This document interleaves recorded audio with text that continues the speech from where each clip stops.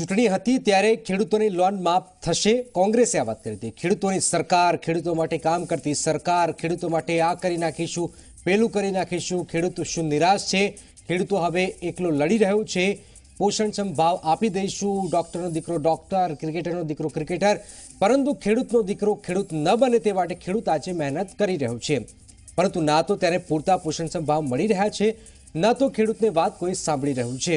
આ સ્થિતિ વચ્ચે વડાપ્રધાન ખેડૂતની આવક બમણી કરવાનો સતત પ્રયત્ન પણ કરી રહ્યા છે, પરંતુ સવાલ એ છે કે ખેડૂત પોષણક્ષમ ભાવ માટે ક્યાં સુધી લડતો રહેશે, ક્યાં સુધી મગફળીની મોકાણ અને પાણીનો પોકાર સંભળાતો રહેશે।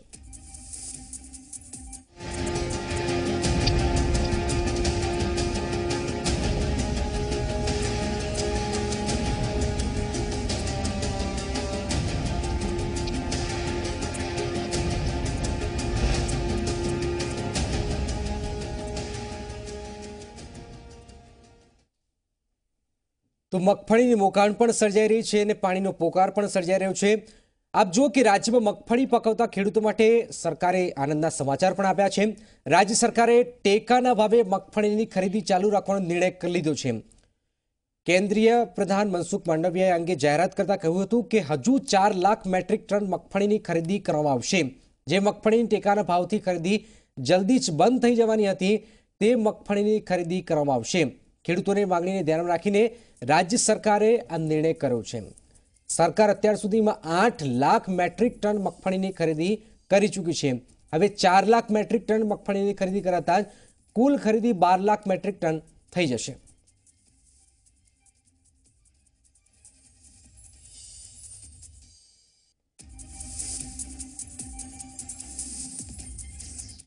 આ મીટિંગની અંદર 8 લાખ ઉપરાંત વધારાની 4 લાખ મેટ્રિક ટન મગફળી ખરીદવા માટેનો નિર્ણય કરવામાં આવ્યો છે।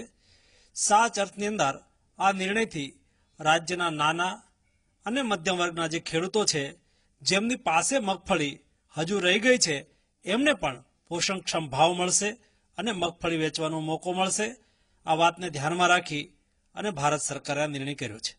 કેટલો ફાયદો સાહેબ થશે? અને બીજી 4 લાખ મેટ્રિક ટન મગફળી ખરીદવા માટેની પરવાનગી આપી છે। એ માટે હું ગુજરાતના ખેડૂતો વતી ગુજરાતની ભારતીય જનતા પાર્ટીની સરકાર અને અમારા અધિકારીઓના અથાગ પ્રયાસોને હું દિલથી અભિનંદન કરું છું અને આપણા ખેડૂતલક્ષી, દેશહિતલક્ષી, દેશને સામર્થ્યની દિશા તરફ લઈ જનારા પ્રધાનમંત્રી શ્રી નરેન્દ્રભાઈ મોદીનો આ તકે અંતઃકરણપૂર્વક આભાર માનું છું કે ગુજરાતના ખેડૂતોનું હિત આજે પણ એના હૈયે સલામત છે। હું એટલું જરૂરથી કહીશ કે નાના નાના ખેડૂતો આજે કોમ્પ્યુટર ઓનલાઈન રજીસ્ટ્રેશન કરાવ્યું છે એવા તમામ ખેડૂતોની મગફળી એટલે સંસદ સભ્યશ્રીએ રાજ્ય સરકારમાં રજૂઆત કરી હશે તો એ તપાસનો વિષય છે। ડેમમાં પાણી છોડવા માટેની બાબત, ડેમમાં પાણીની ઉપલબ્ધતા અને જરૂરિયાતોને ધ્યાનમાં લઈ અને એ અંગેની ઓથોરિટી નિર્ણયો કરતી હોય છે। એ જરૂરિયાતોને ધ્યાનમાં લઈ અને રાજ્ય સરકાર દ્વારા યોગ્ય કાર્યવાહી થશે। સરકાર તો ખરીદી કરી રહી છે, પરંતુ હકીકત એ છે કે કેટલાક માર્કેટયાર્ડમાં મગફળીની ખરીદી બંધ પણ કરવામાં આવી છે। હાપા જેવા માર્કેટયાર્ડ છે મોટા મોટા, હજુ પણ ઘણા બધા છે, નામ કરીશું તો ઘણી બધી વાર લાગી જશે, પરંતુ આ મુદ્દો ખૂબ જ મહત્વપૂર્ણ બની જાય કે આખરે ખેડૂતોનું કોણ સાંભળી રહ્યું છે। ચૂંટણી હતી ત્યારે ખેડૂતો યાદ આવ્યા હતા, ચૂંટણી પૂરી થઈ છે ત્યારે ખેડૂતો ખરેખર યાદ આવી રહ્યા છે, પાણી માટે પણ લડવું પડી રહ્યું છે। આખરે ખેડૂત જાય તો જાય ક્યાં? તો એક્સપર્ટ છે ભાજપાથી મહેશભાઈ કસવા છે। મહેશભાઈ, આપનું સ્વાગત। કોંગ્રેસમાંથી ગાંધીનગરથી વીરજી ઠુમર જોડાયા છે, વીરજીભાઈ અમરેલીથી આવે છે, જીત્યા પણ છે, ધારાસભ્ય પણ બન્યા છે। વીરજીભાઈ, આપનું સ્વાગત। અને હરિ દેસાઈ છે, હરિભાઈ આપનું પણ સ્વાગત। મહેશભાઈ, ખેડૂત માટે કોણ લડી રહ્યું છે? ખેડૂતને કેમ મુશ્કેલીઓ પડી રહી છે? મગફળીના કેન્દ્રો હરાજી બંધ થઈ જાય છે, આ બધું શું થઈ રહ્યું છે? ખેડૂતને કોણ અવાજ નથી સાંભળી રહ્યું? પહેલી વાત, મગફળીના કેન્દ્રો બંધ થવાની જે અફવા ચાલી હતી એને લગભગ 2 કે 3 દિવસ થઈ ગયા। આજે આપા બંધ થઈ ગયા। રાજ્યની સરકારે એ વખતે જ અમારા કૃષિમંત્રીશ્રીએ પણ જાહેરાત કરી હતી કે વધારાની 4 લાખ મેટ્રિક ટન મગફળી માટેની રાજ્ય સરકારે મંજૂરી માગી છે ને એ આવી પણ ગઈ છે। આજે પણ તમે જોતા હશો કે અમારા ઓથેન્ટિક લોકોએ ભારતીય જનતા પાર્ટીના સરકારના અમારા મંત્રીશ્રીઓએ પણ એ જાહેરાત કરી છે.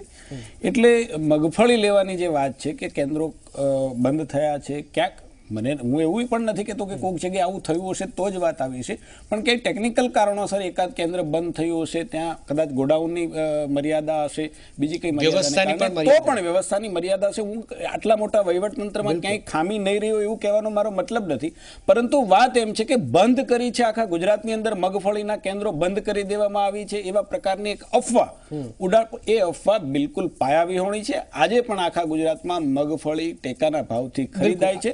ભારતીય જનતા પાર્ટીની સરકારે 8 લાખ મેટ્રિક ટન મગફળી ખરીદી લીધી છે.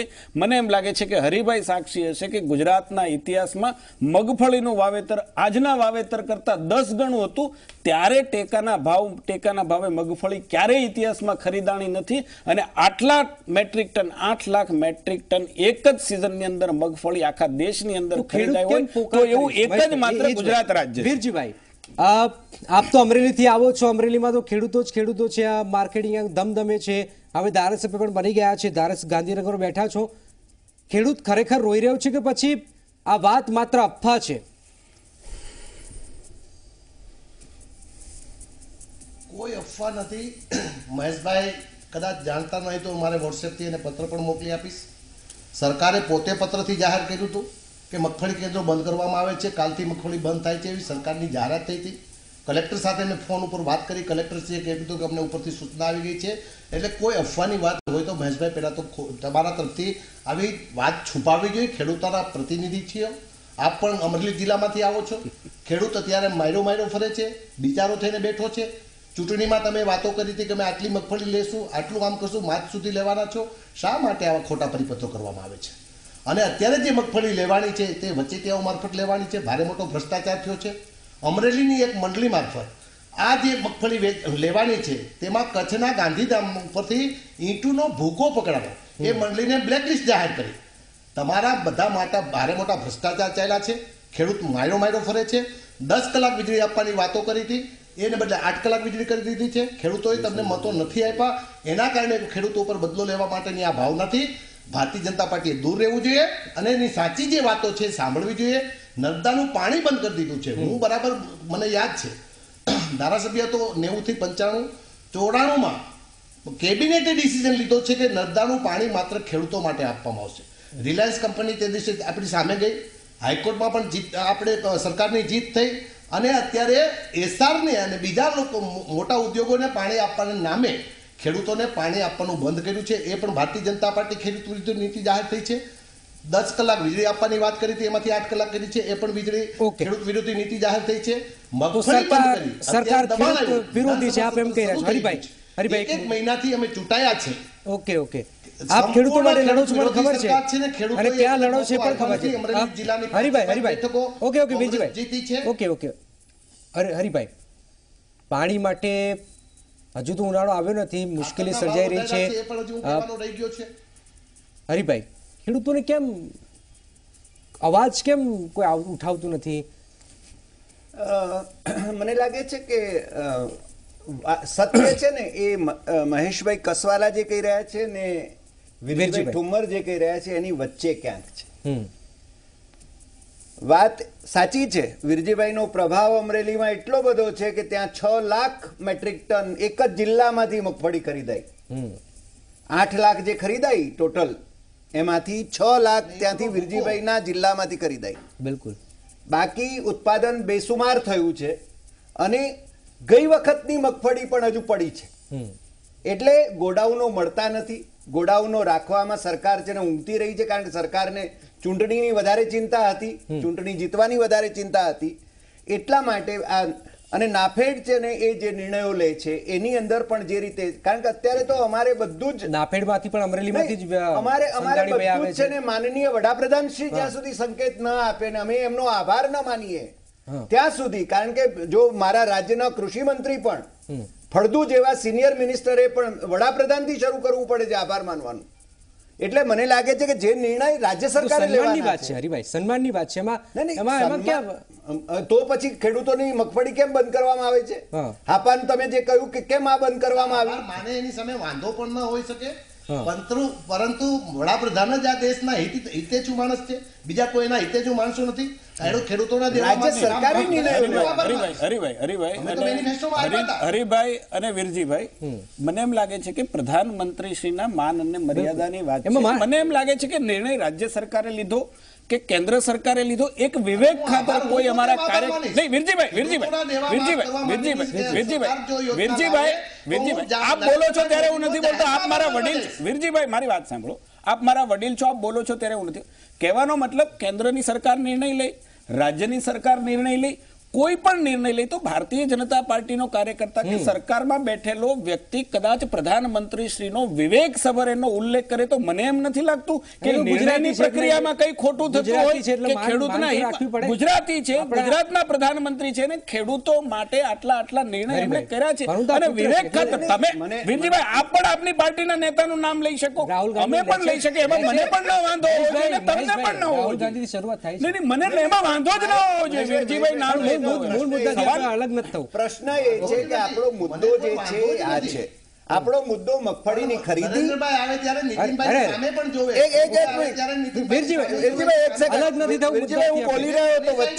વચ્ચે બોલવાનું થયું. ઓકે પ્લીઝ વીરજીભાઈ, મારો એક મુદ્દો હતો.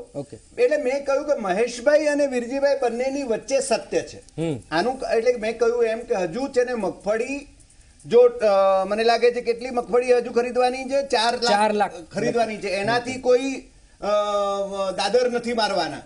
હજુ ઘણી મગફળી ખરીદાવા વગરની છે.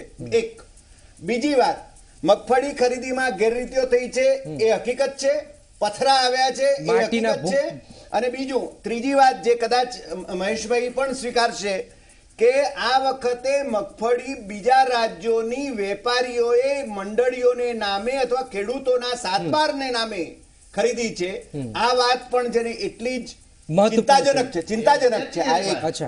બીજી વાત પાણીની છે. વીરજીભાઈ એમ કહે છે કે પાણી માત્ર ખેડૂતોને આપવાનું છે. ના, પાણી ઉદ્યોગોને માટે પણ ફાળવવામાં એની આપણી જોગવાઈ છે.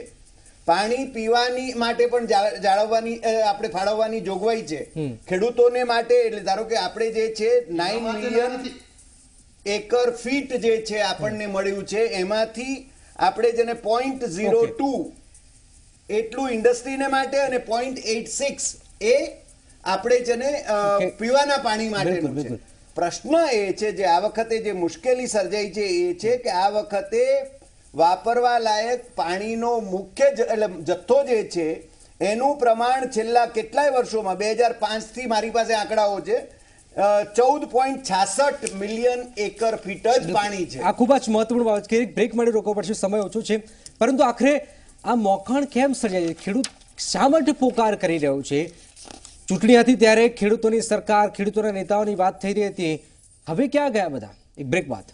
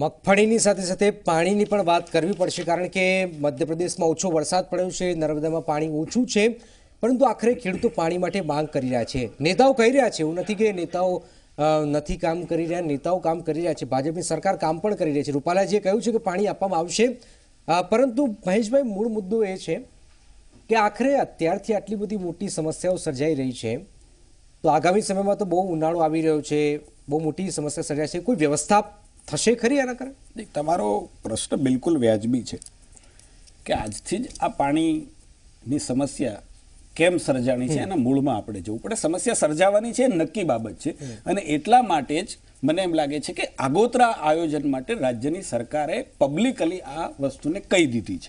હરિભાઈ કદાચ અમારી વાત સાથે સારી વાત કહેવાય કે લોકો જાણે. મેન તમે ક્યારેય 25 વર્ષ પહેલા એવી કલ્પના ક્યારેય નહીં કરી હોય કે 1 રૂપિયામાં પાણીનું પાઉચ વેચાશે અને 15 રૂપિયા બોટલમાં આપણે પાણી ખાશું. પાણીની સમસ્યા હજી પણ સાહેબ, એ સરકાર અમારી હોય, સરકાર કોંગ્રેસની હોય કે સરકાર ગમે ત્યાંથી આવે, પાણીની જે સમસ્યા છે દિવસે ને દિવસે વધવાની છે. કારણ કે જેમ વસ્તીનો ફ્લો વધતો જાય, ઇરિગેશન માટેનો એરિયા વધતો જાય, પાણીની ડિમાન્ડ વધતી, પાણીના સ્ત્રોત જે છે, મૂળ સ્ત્રોત જે છે એ એના રહ્યા છે. હવે નર્મદા નદીની અંદર જે પાણી આવતું હતું, મને એમ લાગે છે કે છેલ્લા 4 વર્ષ, એની ટેકનિકલ આખી ડિટેલ કહીશ તો આખી આ ડિબેટ એમાં પૂરી થઈ જશે. નર્મદા બંધની અંદર જે છેલ્લા 4 વર્ષમાં પાણીની આવકમાં જે ઘટાડો છે, અને એને કારણે જે પાણી યુઝ કરવાનું છે ગુજરાતને ભાગે આવતું, હરિભાઈએ કહ્યું એમ 9 MFA, તો એમાં આપણને આ વખતે 50% જેટલું પાણી મળે છે. એવું નહીં કે ગુજરાતને જ ઓછું મળવાનું છે, મધ્યપ્રદેશના ભાગે જે પાણી જાય છે એને પણ 50%નો કાપ છે, મહારાષ્ટ્રના ભાગે જાય છે એને પણ 50%નો કાપ છે, અને રાજસ્થાનને જાય છે એ પણ 50%નો. અને આ બધું કરવાનું કારણ શું છે કે ઉનાળાની અંદર જો પાણી છે એનો વ્યય થાય, વધારાનું પાણી વેડફાઈ જાય તો સરકારની જવાબદારી છે લોકોને પાણી પીવા માટેની. મારે આપણે એક વાત દોરવી છે, ટોપ પ્રાયોરિટી. મારે ખાલી એક વાત ધ્યાન દોરવી છે કે જે પ્રકારે નર્મદામાંથી પાણીનો વપરાશ આજથી 10 વર્ષ પહેલા કે 15 વર્ષ પહેલા હતો, બંધમાંથી જે પાણીનો વપરાશ આપણે કરવાનો હતો, એ કદાચ 8 કે 10 ગણો વધ્યો છે. એટલા માટે કે પહેલા 50 લાખ લોકોને પીવાનું પાણી રાજ્યની સરકાર પહોંચાડતી હતી, આજે આવે 4 કરોડ લોકોને પહોંચાડે છે, અને 9000 છેલ્લા એક જ વર્ષની અંદર 9000 કિલોમીટર કરતા વધારે કેનાલનો વિસ્તાર વધારાયો છે. સરકારે તો જાહેર કરી દીધું છે, લોકોને જાણ કરી છે કે ભાઈ આ સમસ્યા સર્જાઈ રહી છે. એ તો પોઝિટિવ બાબત કહેવાય, જાણ અગાઉથી જ કરી દેવામાં આવી છે.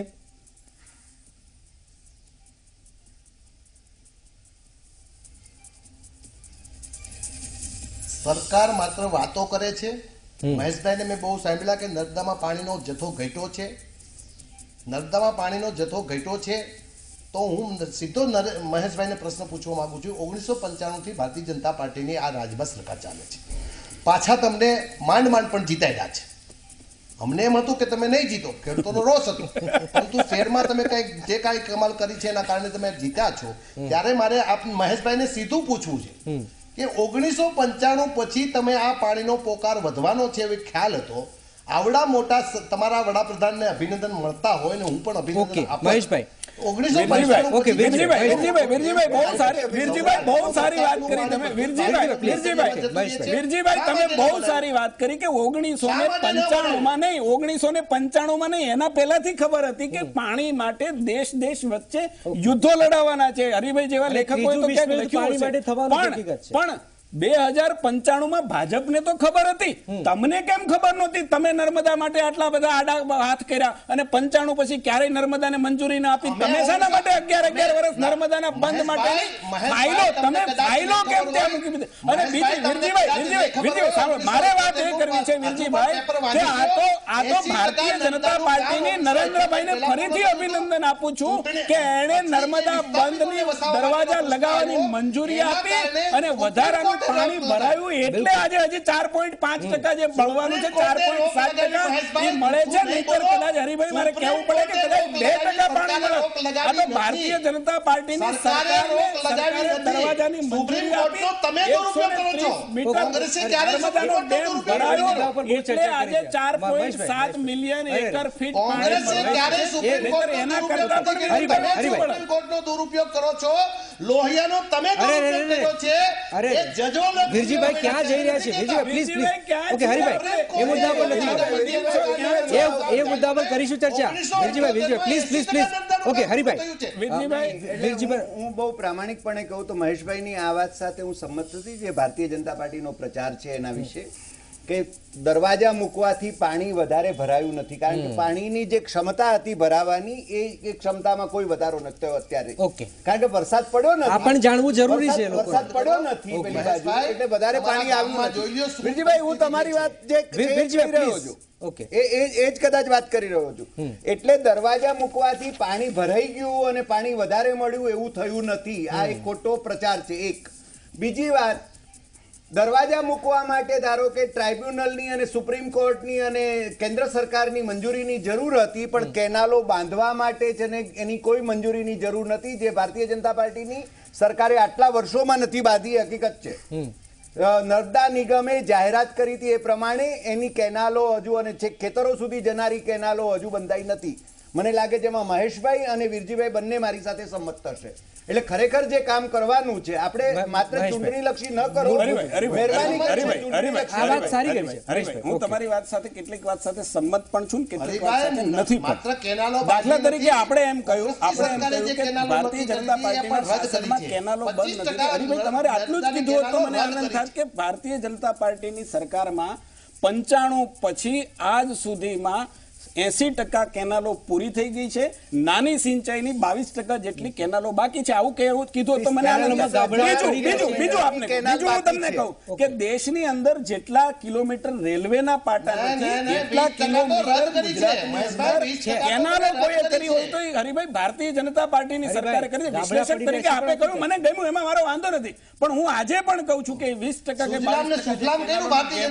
કે આગામી સમયમાં ભારતીય જનતા પાર્ટી પૂરી કરવાની. પણ પાણીનો વપરાશ નર્મદાની અને આજે નર્મદાનો ઇરિગેશન વિસ્તાર કેટલા ટકા વધ્યો છે, કેટલા ટકાને વધારે લોકોને પાણી આપી શક્યા છીએ, હરિભાઈ આપ પણ જાણો છો, ગુજરાતની જનતા પણ જાણે છે. અને કચ્છની સરહદે મા ભૌમની રક્ષા કરતો દેશનો સૈનિક પણ જાણે છે કે પાણી ક્યાં કોણે પહોંચાડ્યું અને ક્યાંથી આ પાણી આવે છે. કેટલા સૈનિકો મળ્યા મહેશભાઈ, તમારા 3 વર્ષમાં કેટલા સૈનિકો મળ્યા એનો આંકડો આપો. અરે ભાઈ, એ મુદ્દા પર ચર્ચા કરી. કેટલા સૈનિકો તમારા વડીલ છો, મોટા માણસ છો, એનો આંકડો આપો. ધારાસભ્ય રહ્યા છો વીરજીભાઈ, આપણે કયા મુદ્દે વાત કરીએ અને એ મુદ્દે આપણે બંને ભાઈઓ ચર્ચા કરીશું, એમાં મને વાંધો નથી. સૈનિકોના મુદ્દે પણ ચર્ચા કરીશું. તમે સૈનિકોના મુદ્દે વાત કરી એટલે હું કહું છું સૈનિકો માટે આટલી જો સલામ કરવાની હોય તો તમે પતંગ ઉત્સવ બંધ કરી અને સૈનિકો માટે કરો. બંને ભાઈઓ છે, હું તમારા ઘરે આવીને ચર્ચા કરીશ. અહીંયા ખેડૂતોનો મુદ્દો છે, તમારા ઘરે આવીશ ભલે મને બંધ કરો. આપણા ડિબેટમાં શેના માટે સમય બગાડીએ? વીરજીભાઈ પ્લીઝ, વીરજીભાઈ, તો ખેડૂતોને પોષણક્ષમ ભાવ કોણ આપશે?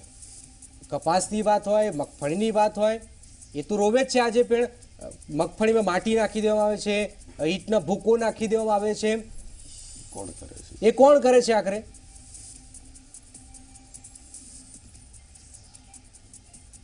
કોની મંડળીઓ છે એની તપાસ કરો. એના મંડળીના વ્યવસ્થાપક કમિટીના ચેરમેન કોણ છે એની તપાસ થવી જોઈએ.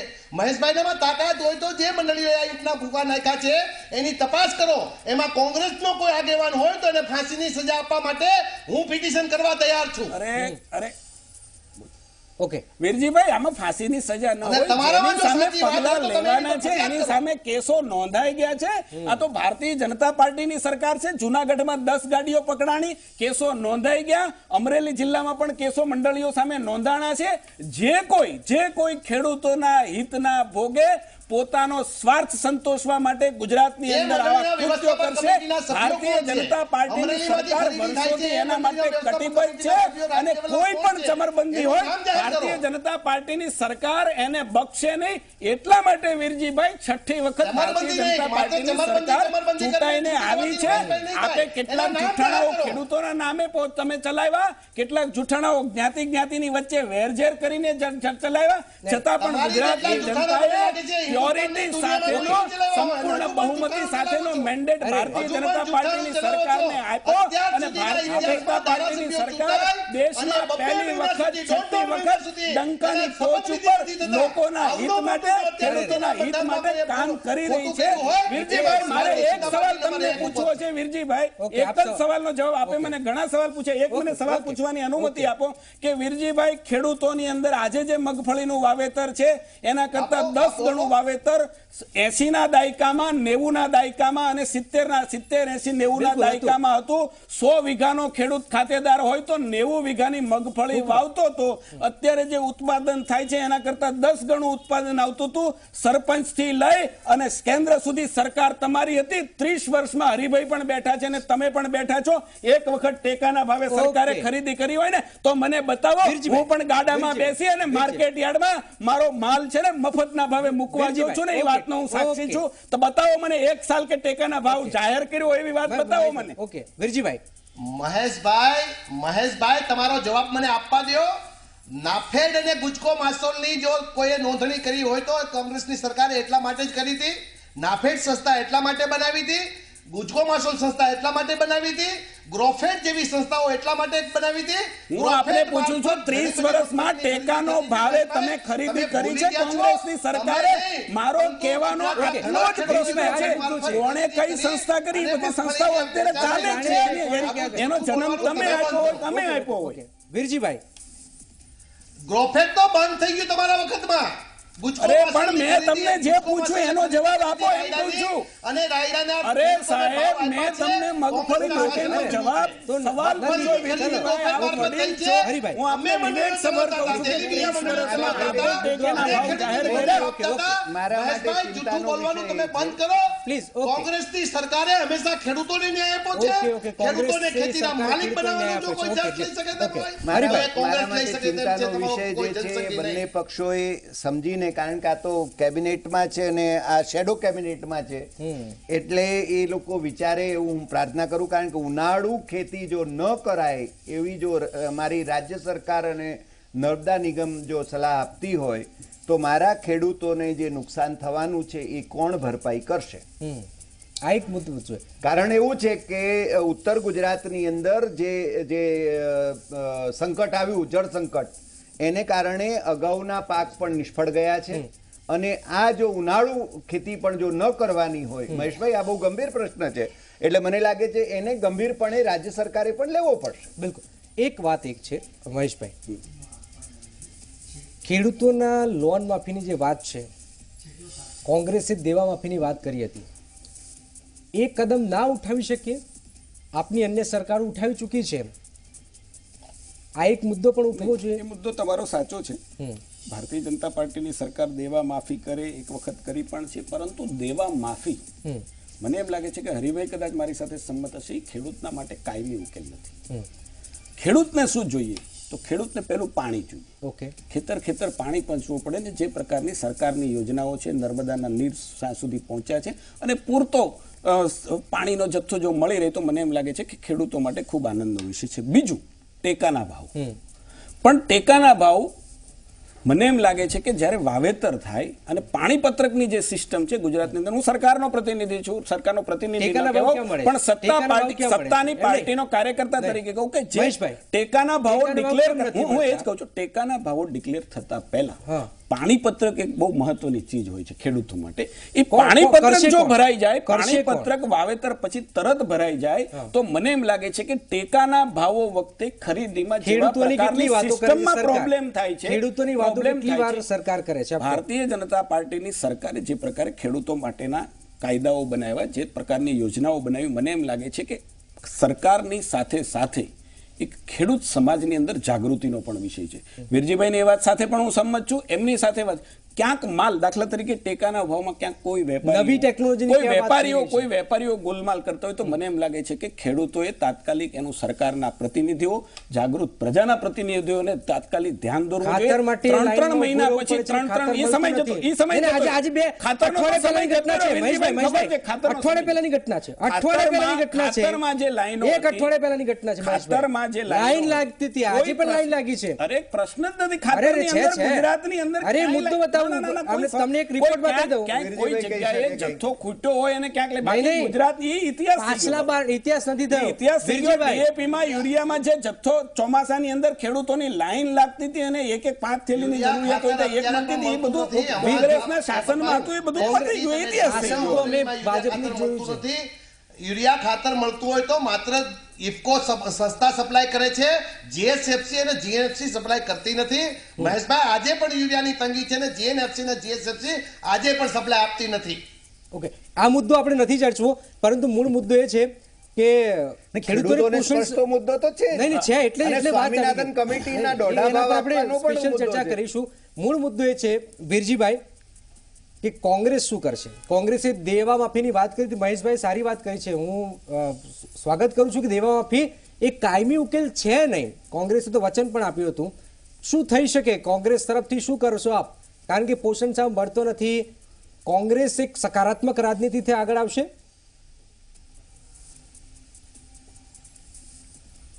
કોંગ્રેસે વિધાનસભામાં સકારાત્મક રાજનીતિથી આગળ આવવા માટે આજે જે મારી પાર્ટી મિટિંગ હતી નક્કી કર્યું છે.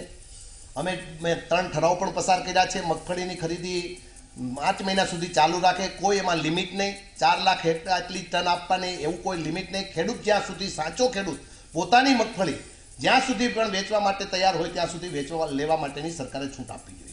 અમરીમાં રોજ લાંબા આપ જુઓ કે કપાસની ખરીદી હોય કે મગફળીની ખરીદી હોય, લાંબી લાઈનો લાગે છે. રોજ રાત્રે ખેડૂત આવી જાય છે, આખો દિવસ બગડી જાય છે. મેં જોયું છે આપણા અમરેલીમાં રાત્રે આવી જાય છે, આખો દિવસ બગડે છે. આજે માર્કેટ યાર્ડ ખુલ્લી પણ ગઈ છે. લાઈનો આજે પણ છે સાહેબ, આજે પણ લાઈનો લાગી છે. પણ તોય 6 લાખ થઈ છે ભાઈ. ફરી વચ્ચેથી એનો માલ વચ્ચેથી ઘુસાડી દે છે. એ મહેશભાઈ સિસ્ટમ બંધ કરવાની જરૂર છે. ખેડૂતના પ્રતિનિધિ તરીકે તમને એ લાગણીને વિનંતી કરું છું. આપની સરકાર તમે કોઈ સરકારી અધિકારીઓ મારફત, સરકારી અધિકારીઓ મારફત, તમારી મંડળીઓ મારફત નહીં, રજિસ્ટ્રાર પાસે તમે જવાબદારી આપો, કલેક્ટરશ્રીને જવાબદારી આપો. કલેક્ટરનો નાયબ મામલતદાર કેડરનો વ્યક્તિ ત્યાં ફોર્મ સ્વીકારે અને એ ફોર્મ પ્રમાણે ખરીદી થાય તો અમે સાચી ખરીદી માનીએ છીએ. તમારો મંડળીનો કોઈ પ્રતિનિધિ ફોર્મ ખરીદી લે અને એ પછી મારું પેલું ફોર્મ આપ્યું એને નીચે નાખી દે અને પોતાના વચ્ચે ફોર્મ ઘુસાડી દે છે. આ સિસ્ટમને બંધ કરવા માટે નાયબ મામલતદાર કેડરનો વ્યક્તિ ત્યાં બેસે અને માર્કેટ યાર્ડ ઉપર એ ફોર્મ નંબર પ્રમાણે આપે અને રોજે રોજ આટલા ફોર્મ આજે આવ્યા છે અને એના નામ જાહેર કરે તો જ હું માનું કોઈ સાચી ખરીદી થશે. બિલકુલ. પણ આવા પોઝિટિવ સજેશન્સ મને લાગે સરકારે સ્વીકારવા જોઈએ. નહીં, મહેશભાઈ તો વાત કરી છે. કહ્યું ને, મેં મહેશભાઈ વાત કરી સુધારવી પડે. હજી પણ એમાં સિસ્ટમ આપણે દર વખતે સુધારીએ છીએ. નહીં, દર વખતે સુધરે. વર્ષો થયા. અમે તો ભાજપની સરકાર જોઈ છે. તમે ભાજપની નહીં, મને બોલવા દો. મને તમારી, હું એની જ વાત કરું. તમે મારી વાત સાંભળો. તમને 2 વાત હજી મારી અધૂરી રહી. ઓકે, કે હું એમ કહેતો હતો કે પાણી મહેશભાઈ, પાણી પત્રક, વીરજીભાઈ તમે મારી સાથે સંમત હશો. વીરજીભાઈ તમે મારી સાથે સંમત હશો. આપણે કોઈ આવી કોઈ સિસ્ટમની અંદર ખામી સર્જાય તો મને એમ લાગે છે કે પ્રજાના જાગૃત ધારાસભ્યશ્રીઓ હોય, અન્ય પ્રતિનિધિ હોય કે સરકારની સક્ષમ ઓથોરિટી સમક્ષ ખેડૂત મિત્રોએ આગળ આવવું પડે. કારણ કે છેવટે લૂંટ એની થઈ છે, સરકાર બધા પર ધ્યાન ન અને ખેડૂતના સરકારના ધ્યાન ઉપર આવે અને સરકાર પગલા ન લે તો મને એમ લાગે છે કે સરકાર બિલકુલ દોષિત કહેવાય. એમાં મને એવું કહેવામાં પણ વાંધો નથી, પણ સરકારે કેટલા કેસો દર્જ કર્યા છે, એવી મંડળીઓ પર એક્શન પણ લીધા છે. હું વાત કરતો હતો પાણી પત્રકની સિસ્ટમ સુધારવાની. સરકારને અમે પણ રજૂઆત કરીશું કે આ સિસ્ટમને સુધારવી પડે. બીજી 2 બાબતો ખેડૂતને માટે એક સામાજિક પ્રશ્ન છે.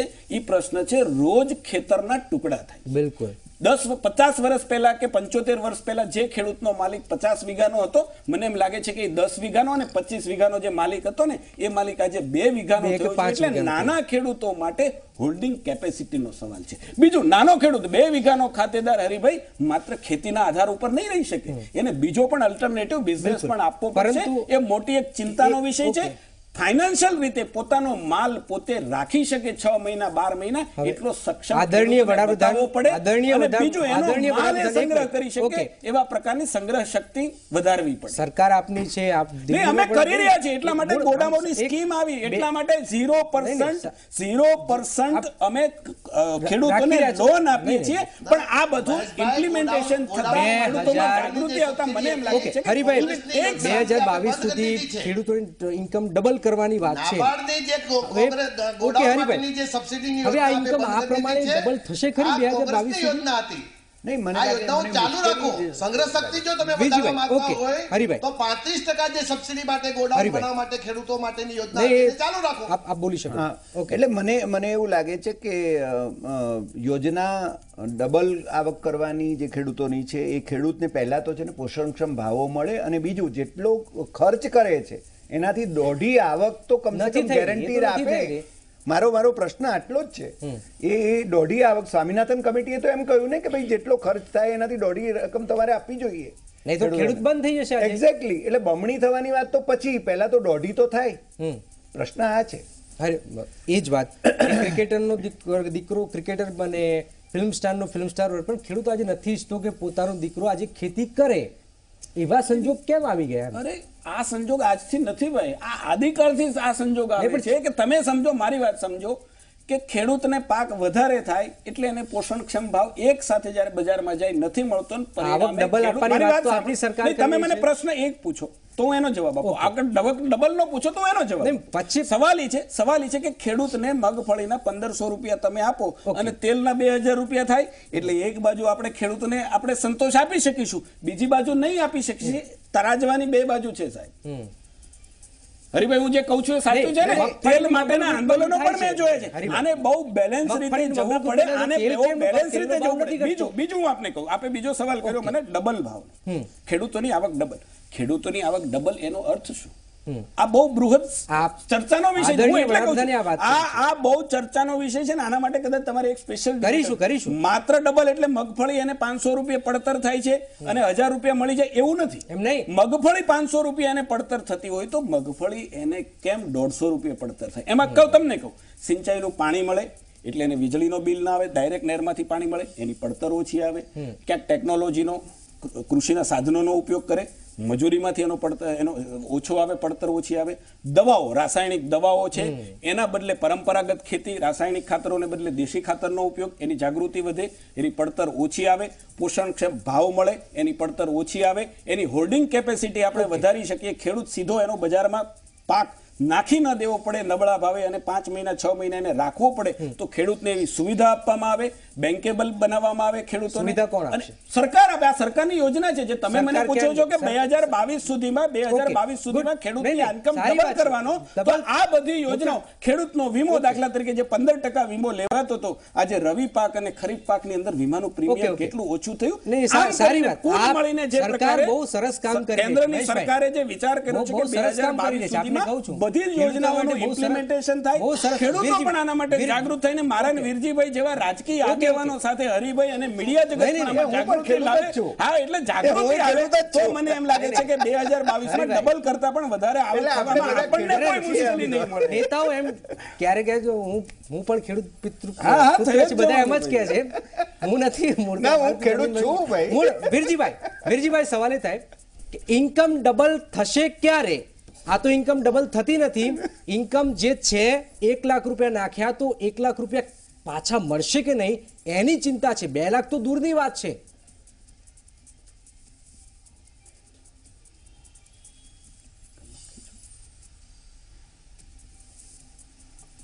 નથી પહોંચતો વીરજીભાઈ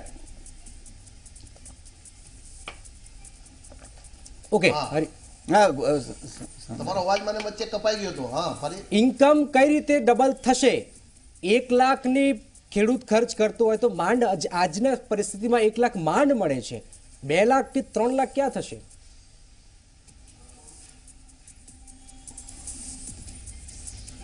ઇન્કમ જો ખેડૂતોની ડબલ કરવી હોય તો ખેડૂતોને જે વીજળી જો મોંઘી મળે છે એ સસ્તી કરવી જોઈએ. ખાતરના ભાવ રોજ વધતા જાય છે, એને બદલે ખાતરના ભાવ નક્કી કરી દેવા જોઈએ. જેમ ખેડૂતો માટેની જે જરૂરિયાતવાળી જંતુનાશક દવા છે કે બીજો એમનો જે છે એના માટેના ધોરણો નક્કી કરવા જોઈએ. આ તો સવાર પડે એટલે તમે થેલી લેવા જાઓ તો 150 રૂપિયા વધી જાય, વળી પાછા 15 દિવસ પછી લેવા જાઓ તો પાછા વળી 100 રૂપિયા વધી જાય. ઇલેક્શનના પહેલા જે ખાતરના ભાવમાં 100 રૂપિયાનો ઘટાડો કરવામાં આવ્યો. તો ખૂબ ખૂબ આભાર વીરજીભાઈ આપનો, હરિભાઈ આપનો પણ આભાર અને મહેશભાઈ આપનો પણ આભાર. સમય ઓછો છે પરંતુ મેં મૂળ વાત કરી કે ભાઈ જે ખાતરનો વાત હતો, ઇલેક્શન વખતે 100 રૂપિયા ઘટાડી દેવામાં આવ્યો હતો, ઇલેક્શન પછી 2-4 દિવસ પહેલા 100 રૂપિયા વધારી દેવામાં આવ્યો છે. આ વાત ન ભૂલવી જોઈએ અને સીધો ફટકો ખેડૂતને પડી રહ્યું છે એ પણ એક હકીકત છે હરિભાઈ. પરંતુ સવાલ એ છે, મૂળ મુદ્દાનો આજનો ટોપિકનો મુદ્દો એ હતો કે ખેડૂતોને ખરેખર પોષણક્ષમ ભાવ મળવા જોઈએ, કારણ કે આ જ ખેડૂત છે જો ખેતી કરવાનું બંધ કરશે તો આપણે ક્યાંય નહીં રહી શકીએ. મૂળ જે કામ છે ખેડૂતનું કામ છે, ખેડૂતનો દીકરો ખેડૂત બને એ દિશામાં પણ કામ થવું જોઈએ અને એની ઇન્કમ ડબલ નહીં ચોગલ થવી જોઈએ. શા માટે ન થવી જોઈએ? મહેનત એ કરી રહ્યો છે, સતત પ્રદૂષણને સતત વાતાવરણ ખરાબ થઈ રહ્યું છે, એનું ભુગતાન પણ એ જ કરી રહ્યું છે. વરસાદ વધારે પડી જાય તો સમસ્યા એને થઈ રહી છે. તો સરકારે ધ્યાન રાખવી પડશે વાત, અને વિપક્ષે પણ માત્ર હોબાળા ન કરવા જોઈએ, વિપક્ષે પણ ખેડૂતોનો સાથ આપવો પડશે. અને મહેશભાઈ કસવાલાએ પણ સારી વાત કહી છે કે દર વખતે ખેડૂતોની લોન માફી એ કાયમી વિકલ્પ છે પણ નહીં. આ પણ એક મહત્વપૂર્ણ વાત કહેવામાં આવી છે. આવતીકાલે ફરી મળીશું. રજા આપશો. નમસ્કાર.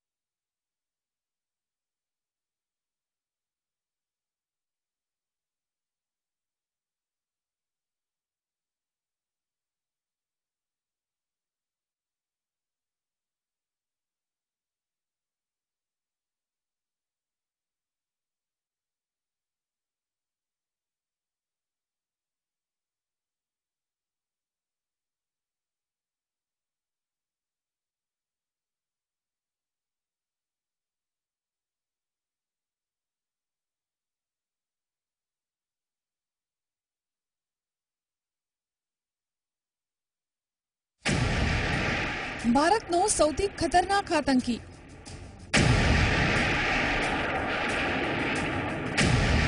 ગુજરાતનો સૌથી મોટો ગુનેગાર. Welcome to Gujarat. आपका स्वागत है. खुशबू गुजरात की.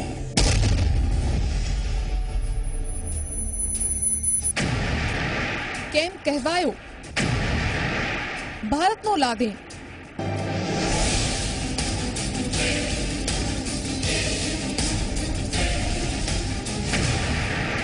જુઓ રાત્રે 9:30 કલાકે.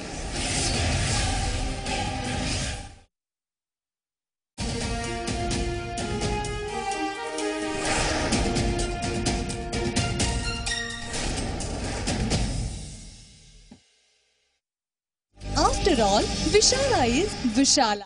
Godrej number 1 de number 1 નિખાર.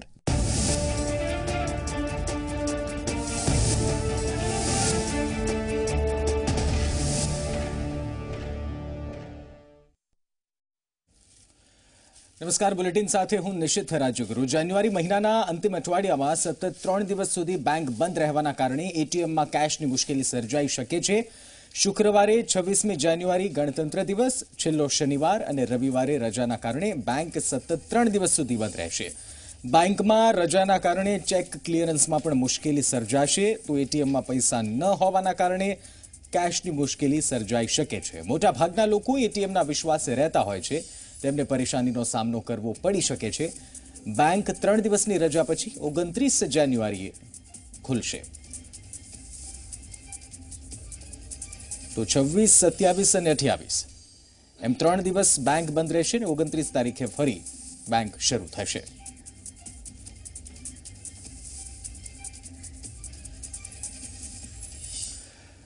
હવે વાત કરીએ ફિલ્મ પદ્માવતના વિરોધ વિશે.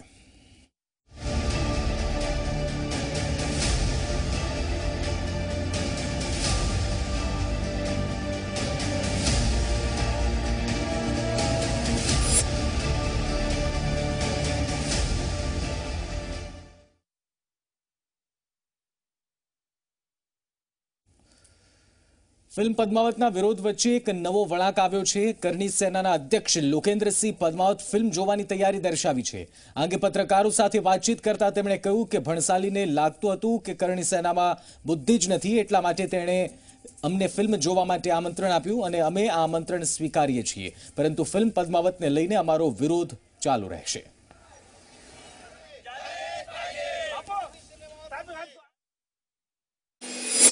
बंसाली ने कल एक पत्र लिखा धोखा देने के लिए, नाटक करने के लिए, एक तमाशा बनाने के लिए. उसको आशा नहीं थी कि राजपूत करनी सेना इतना दिमाग भी रखती है कि वो हाँ भर देगी. हम फिल्म देखने को तैयार हैं.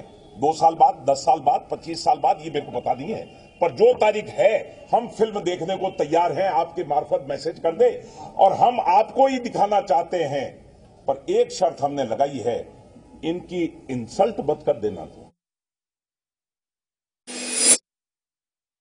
सुप्रीम कोर्ट ये तो नहीं कहता कि फ्रीडम ऑफ स्पीच सिर्फ बंसाली के पास है, स्वतंत्रता सिर्फ बंसाली के पास ही है, हमारे पास नहीं है.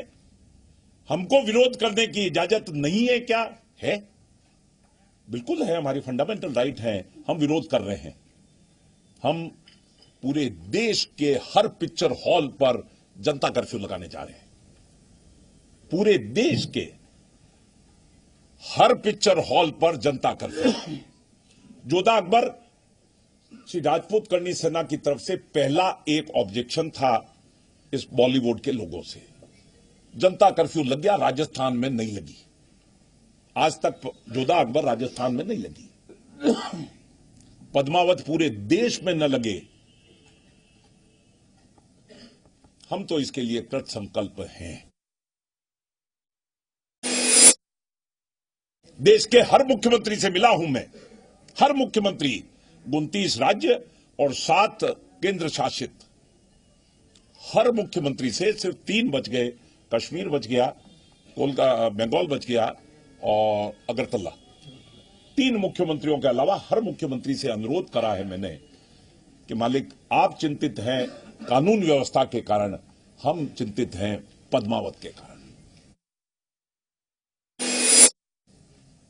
2000 स्त्रियां अभी अपना रजिस्ट्रेशन करवा चुकी हैं, फिर 24 तारीख को जौहर करने के लिए. कितनी बड़ी विडंबना है इस प्रजातंत्र में, इस अतिवादी कदम पर.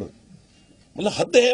अब भी अगर स्त्रियां मरने को तैयार हो रही हैं, तो इससे ज्यादा और क्या बलिदान किया जा सकता है इस पद्मावत फिल्म को रोकने के लिए? तैयार होना ही बहुत बड़ी चीज है.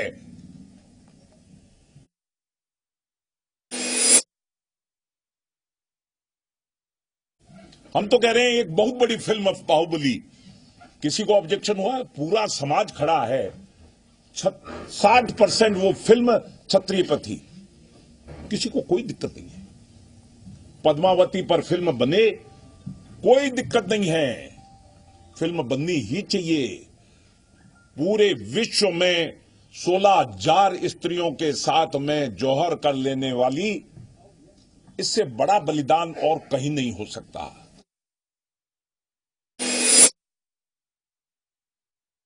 जल्लीकट्टू के समय एक उदाहरण हमें बहुत स्पष्ट तौर से पता है. जन भावनाओं का आदर सुप्रीम कोर्ट करता है. सेंसर बोर्ड को भी करना चाहिए था. और भावनाओं का आदर करते हुए उन्होंने 3 जनों की स्पेशल कमेटी बनाई। 28 दिसंबर को फिल्म दिखाई। तीनों लोगों ने 28 को फिल्म देखी दिसंबर को, और एक स्वर में, आप कॉपी ले सकते हैं, एक स्वर में यूनानिमसली अपनी राय प्रकट की, फिल्म बैन की जानी चाहिए। તો આ તરફ મહારાષ્ટ્રના નવપુરમાં પણ ફિલ્મ પદ્માવતને લઈને વિરોધ કરવામાં આવ્યો। રાષ્ટ્રીય રાજપૂત સમાજ દ્વારા સૂત્રોચ્ચાર સાથે વિરોધ દર્શાવાયો, જેમાં મોટી સંખ્યામાં મહિલાઓ પણ જોડાઈ હતી। પ્રદર્શનકારીઓએ ધુલિયા સુરત હાઈવે પર ચક્કાજામ કર્યો। પ્રદર્શનકારીઓએ આ મુદ્દે મામલતદારને આવેદનપત્ર આપ્યું। પ્રદર્શનકારીઓએ એમ પણ કહ્યું કે જો ફિલ્મ રિલીઝ થશે તો ઉગ્ર આંદોલન કરવામાં આવશે।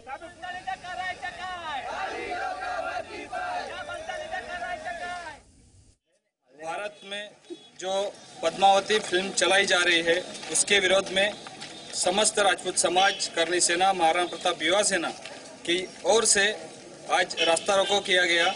उसके माध्यम से माननीय तहसीलदार और पुलिस निरीक्षक नवापुर, इनको भी हमने निवेदन सादर किया, और समस्त हमारे हिंदू संगठन और राजपूत समाज की ओर से हमारा पद्मावत सिनेमा का हम निषेध करते हैं, और भारत बंद इसमें हम हमारा सहयोग देंगे।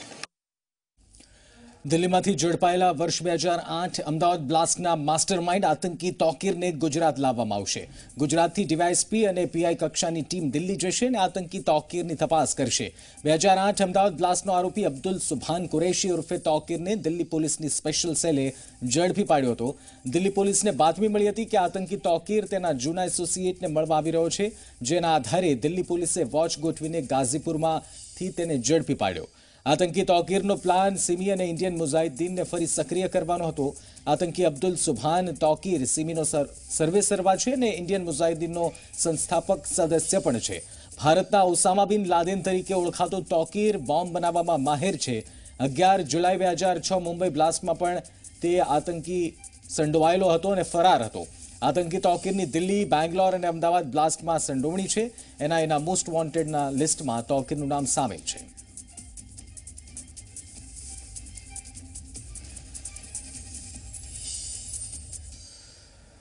વડાપ્રધાન મોદી સ્વિટ્ઝરલેન્ડના દાવોસમાં યોજાનાર વિશ્વ આર્થિક મંચમાં ભાગ લેવા માટે ઝ્યુરિક પહોંચી ગયા છે। એરપોર્ટ પર ભારતીય અધિકારીઓએ વડાપ્રધાન મોદીનું સ્વાગત કર્યું। પોતાના 5 દિવસીય પ્રવાસમાં પીએમ મોદી વિશ્વના અનેક ઉદ્યોગપતિઓ સાથે મુલાકાત કરશે। ત્યારે 23 જાન્યુઆરીએ સમારોહની શરૂઆત વડાપ્રધાન મોદીના સંબોધનથી થશે। મોદી વિશ્વ સમક્ષ ભારતીય અર્થવ્યવસ્થા, રોકાણ અને પોતાની નીતિઓ અંગે જાણકારી આપશે। ખાસ વાત એ છે કે 2 દશક પછી કોઈ ભારતીય પ્રધાનમંત્રી આવા કાર્યક્રમમાં ભાગ લેવા માટે પહોંચ્યા છે। કાર્યક્રમનો અંત અમેરિકન રાષ્ટ્રપતિ ડોનાલ્ડ ટ્રમ્પના ભાષણથી થશે। પીએમ મોદી લગભગ ભારતીય સમય મુજબ બપોરના 3:15 વાગે સંબોધન કરશે।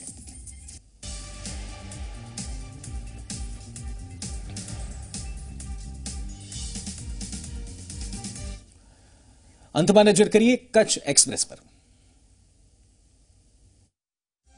रविवार जो IFFCO officer association blood donation और आई डोनेशन जो कैंप के इफ्को जा मैनेजिंग डायरेक्टर डॉक्टर अवस्थी के डायरेक्टर जे पद ते पंजी वरे पूरा थया, जंहिंजे मान में ही आयोजन करे में आयो।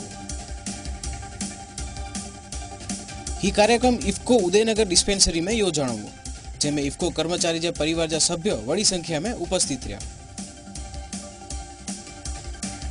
मुंबई में विविध क्षेत्र जा पावरधा व्यक्तियों जो सम्मान करे में आयो। वर्सोवा महोत्सव में वागड़जा वालजीभाई गोठी जो सम्मान करे में आयो। वागड़जा पाटीदार अग्रणी वालजीभाई गोठी जो सीएम फडणवीस जे हथे सम्मान करे में आयो। वालजीभाई मुंबई जे रस्ते ते रहंदा 750 छोकरे के भणाय जो कम क्यो। भुज में नवो बस स्टेन्ड बनी रह्यो है, तडे अगियाजी भागजी धोकाणे जो विवाद उकेलाई वेंदो। अगियाजी धोकाणे जा वेपारी नवी धोकानो बनायेला करे तैयार थई व्याई। विवाद उकेलेला करे वेपारी और पालिका जी बैठक थी, जेमें नवे कॉम्प्लेक्स जो खर्चो वेपारी ते न अचे तेड़ी चर्चा कराई। ही मुद्दे आखरी चर्चा पुठिया निर्णय गणे में अची। भुज माधापर गाम में शांति निकेतन ट्रस्ट संचालित विश्राम गृह जो लोकार्पण करे में आयो। लोकार्पण लोहाणा समाज द्वारा करे में आयो। नवे विश्राम गृह में नवा 20 रूम बनाए में आया है, तो 70 लाख के खर्चे ते विस्तृतीकरण करे में आयो है। बसंत पंचमी जे डी गायत्री शक्तिपीठ द्वारा विद्यार्थी के गायत्री मंत्र सिखायमां आयो। शक्तिपीठ 2 स्कूल में वञीने विद्यार्थी के गायत्री मंत्र जो ज्ञान ॾिने।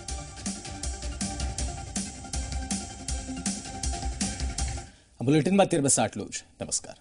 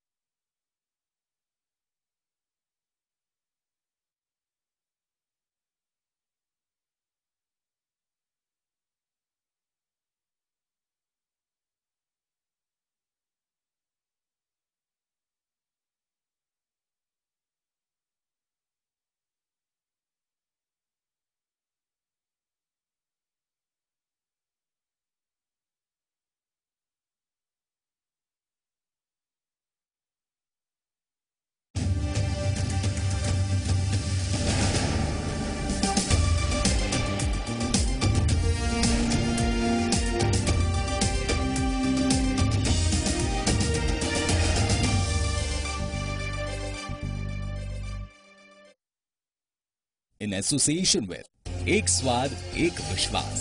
After all Vishala is Vishala. Ready to cook हाथ में है Shri Hari Masala. Flamingo orthopaedic heat belt, दर्द से छुटकारा। देखभाल गोदरेज एक्सपर्ट रिच क्रीम की।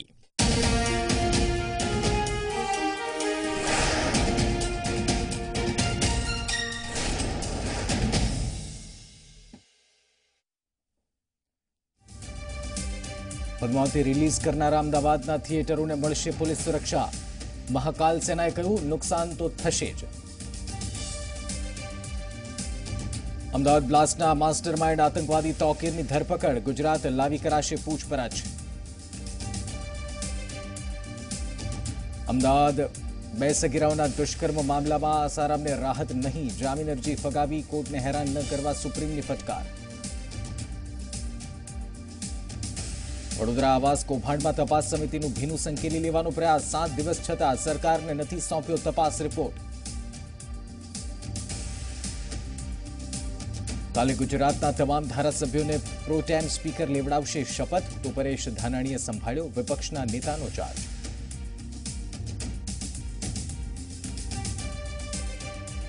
રાજકોટમાં વીરદાદા જશરાજની પુણ્યતિથિ નિમિત્તે રઘુવંશી સમાજનું યોજાયું નાદ ભોજન. મોટી સંખ્યામાં સમાજમાં રઘુવંશી સમાજ ઉમટ્યો. ગાંધીનગરની સેન્ટ્રલ યુનિવર્સિટીમાં એબીવીપીના કાર્યકરો વિફર્યા. કુલપતિ સહિતના સ્ટાફને રૂમમાં પૂરી મારી દીધા તાળા.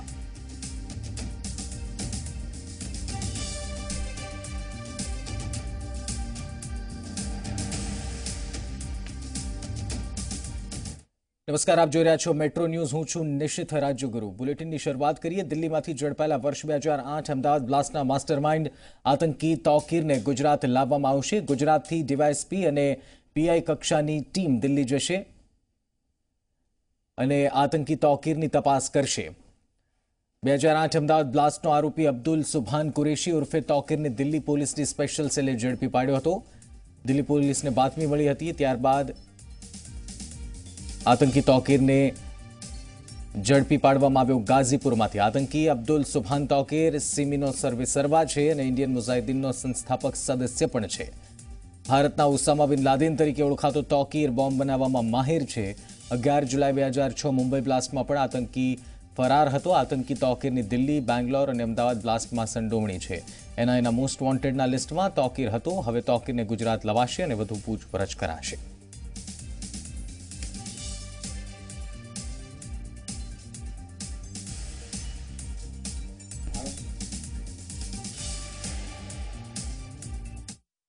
પરા વિસ્તારમાંથી મુઠભેડ દરમિયાન એની ધરપકડ કરી છે. એણે પોતાની એરેસ્ટ છુપાવવા માટે થઈ અને એરેસ્ટથી બચવા માટે થઈને ફાયરિંગનો આશરો લીધેલો હતો. તે જ સમયે સ્થાનિક પોલીસે એને પકડી લીધેલ છે. આ જે અબ્દુલ સુભાન છે એ ઓરિજિનલી સિમીનો કાર્યકર હતો અને ત્યાર પછી જ્યારે ઇન્ડિયન મુજાહિદીનની સ્થાપના થઈ ત્યારે એનો ફાઉન્ડર મેમ્બર તરીકે ગણવામાં આવે છે. ખાસ કરીને આપણે જે અહીંયા ગુજરાત ખાતે બોમ્બ બ્લાસ્ટ થયેલા હતા એમાં એણે કામની શરૂઆત એવી રીતે કરેલી કે એ પોતે સિમીની કોન્ફરન્સો હંમેશા એટેન્ડ કરતો હતો. ત્યાર પછી જે ઇન્ડિયન મુજાહિદીનની કોન્ફરન્સ પણ એટેન્ડ કરતો હતો.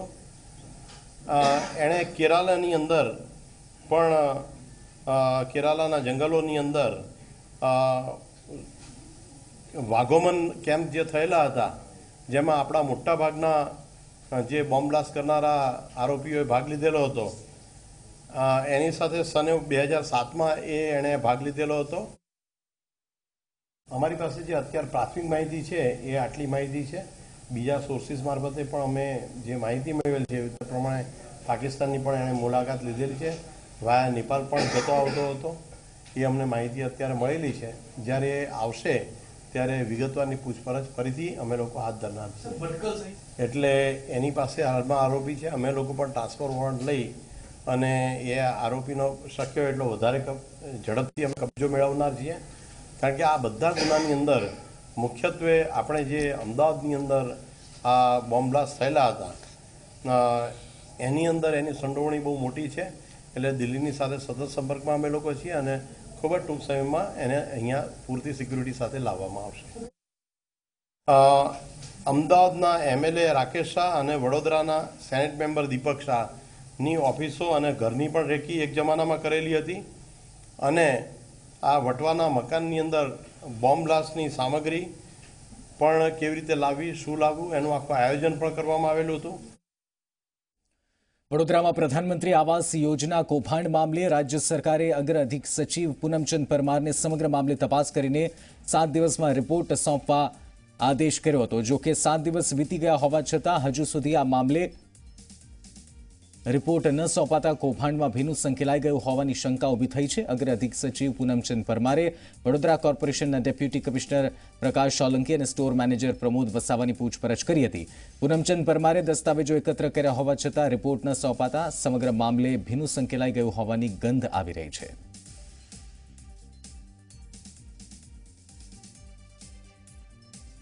સંવાદદાતા વડોદરાથી રવિ અગ્રવાલ અમારી સાથે લાઈવ જોડાયા છે. રવિ, ખૂબ ટોક ઓફ ધ ટાઉન બનેલો આ કૌભાંડનો આ મુદ્દો એક તરફ તપાસની વાતો થઈ રહી છે અને બીજી તરફ જે અણસાર જે સંકેત મળી રહ્યા છે, ક્યાંક ભીનું સંકેલવાના પ્રયત્ન થઈ રહ્યા હોય એવું લાગી રહ્યું છે.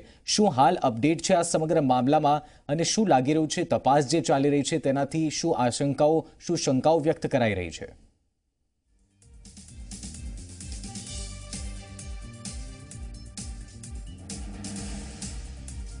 તો વડોદરા વારાસર સંજયનગર પ્રધાનમંત્રી આવાસ યોજનાના જે 2000 કરોડના કૌભાંડનો આરોપ લાગ્યો હતો તેને લઈને રાજ્ય સરકાર દ્વારા ખાસ કરીને જે એક તપાસ સમિતિ નિમવામાં આવી હતી. આ તપાસ સમિતિ દ્વારા 7 દિવસમાં તપાસનો રિપોર્ટ આપવામાં આવનાર હતો, પરંતુ આજે 7 દિવસ વીતી ગયા બાદ પણ તપાસનો રિપોર્ટ નથી આપવામાં આવ્યો. ત્યારે ચોક્કસથી જે રીતના જે અધિકારી તપાસ કરી રહ્યા છે તે અધિકારીની તપાસ સામે સવાલો ઊભા થઈ રહ્યા છે, કારણ કે તપાસ જે છે ખૂબ જ ગોકળગાય ગતિએ ચાલી રહી છે. મહત્વની વાત છે કે શનિવારના રોજ વડોદરા કોર્પોરેશનના ડેપ્યુટી કમિશનર પ્રકાશ સોલંકી અને સ્ટોર મેનેજર પ્રમોદ વસાવા દ્વારા વસાવાને ગાંધીનગર બોલાવવામાં આવ્યા હતા અને ત્યારબાદ તેમને આ સમગ્ર મામલે નિવેદન લેવામાં આવ્યા હતા, પૂછપરછ કરવામાં આવી હતી. પરંતુ આ નિવેદન પૂછપરછનો સિલસિલો છેલ્લા ઘણા સમયથી ચાલુ છે કે જેમાં પોતે જે તપાસ અધિકારી છે તે પોતે અહીંયા વડોદરા આવ્યા હતા, મ્યુનિસિપલ કમિશનરને મળ્યા હતા, તેમની સાથે ચર્ચાઓ કરી હતી. ત્યારબાદ કલેક્ટર સાથે મળીને તેમની સાથે ચર્ચાઓ કરી હતી. તમામ જે દસ્તાવેજી પુરાવાઓ છે તે એકત્રિત કર્યા હતા અને તેમ છતાં પણ આજે 7 દિવસ વીતી ગયા બાદ પણ તેમને આ સમગ્ર મામલે રિપોર્ટ નથી આપ્યો. ત્યારે ચોક્કસથી એવું કહી શકાય છે અને એવી વડોદરામાં ટોક ઓફ ધી ટાઉન ચર્ચા વિષય બન્યો છે કે શું સમગ્ર કૌભાંડનો જે આખો આરોપ છે શું તેમાં સરકાર દ્વારા ભીનું સંકેલી લેવામાં આવ્યું છે? શું સરકાર દ્વારા કૌભાંડીઓને બચાવવામાં આવી રહ્યા છે? શું સરકાર દ્વારા આ સમગ્ર જે આટલો જે ગંભીર મામલો છે તેની તપાસ નિષ્પક્ષ રીતે નથી કરવામાં આવી રહી? આ તમામ સવાલો હાલ વડોદરાના દરેક નાગરિકોના મોડે ચર્ચાઈ રહ્યા છે. કોંગ્રેસ દ્વારા પણ આ તમામ સવાલો ઉઠાવવામાં આવી રહ્યા છે અને તે પણ ડિમાન્ડ કરી રહી છે કે જે તપાસ સમિતિએ જે રિપોર્ટ તૈયાર કર્યો છે તે રિપોર્ટ હમણાં વહેલામાં વહેલી તકે જાહેર કરવામાં આવે, લોકોની વચ્ચે મૂકવામાં આવે. અને તેમાં કોંગ્રેસ ઈચ્છી રહી છે કે આ સમગ્ર મામલામાં કૌભાંડ કોંગ્રેસને દેખાય છે તેનું સૌથી મોટું કારણ છે કે મ્યુનિસિપલ કમિશનર વિનોદ રાવ દ્વારા જે કોન્ટ્રાક્ટર છે તેને ટેન્ડરની નોટિસ રદ કરવા માટેની નોટિસ આપી હતી અને તેનું કારણ હતું કે જે રીતના જે પાર્ટનર દ્વારા આ એક જોઈન્ટ વેન્ચરમાં આખો એક કોન્ટ્રાક્ટ લેવામાં આવ્યો હતો, જેમાં નારાયણ રિયાલિટી અને સાઈ રુચિ દ્વારા જે રીતના પર્સન્ટેજની જે ફેરફાર કરવામાં આવ્યો હતો તેના કારણે ટેન્ડરમાં ગેરરીતિ થઈ હોવાનું મ્યુનિસિપલ કમિશનરે ખુદ સ્વીકાર્યું હતું અને તેમને આ નોટિસ આપી હતી.